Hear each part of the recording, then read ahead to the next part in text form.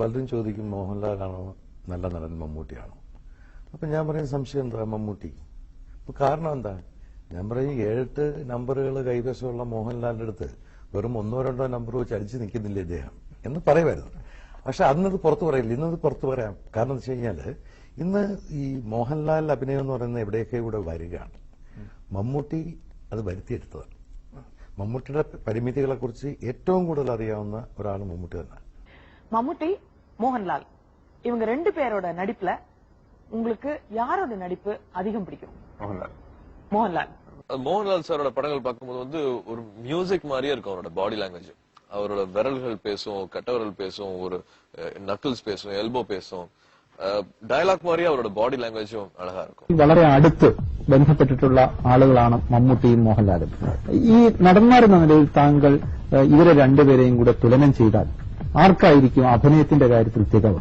ഒരു ആക്ടർ എന്നുള്ള നിലയിൽ മമ്മൂട്ടിക്ക് പല ലിമിറ്റേഷൻസും ഉണ്ട്, ഇല്ലെന്നുള്ള കാര്യം.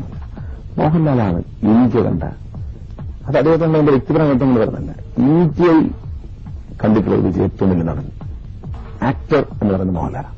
ഒരു സംശയമില്ല. മോഹൻലാലിന്റെ കൺപീലികളും നഖത്തിന്റെ അറ്റം പോലും അഭിനയിക്കും. ഒരു ഏത് ലെവലിലേക്കും വരികയും ഉയരുകയും ചെയ്യുന്ന, ഉയരുകയും താഴുകയും ചെയ്യുന്ന അഭിനയത്തിന്റെ ഒരു റേഞ്ച് മോഹൻലാൽ. ഓരോ സെൽസിലും അഭിനയം നിറഞ്ഞു നിൽക്കുന്ന ഒരു നടനാണ് Mohanlal.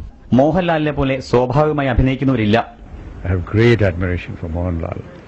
I think he is one of the finest actors in the country today. He's so relaxed and so normal and so effortless in his performances. I always keep telling him that. I had the good fortune to work with him in Ram Gopal Verma's film, and but I've always believed that he is the most natural actor that we have in the country today.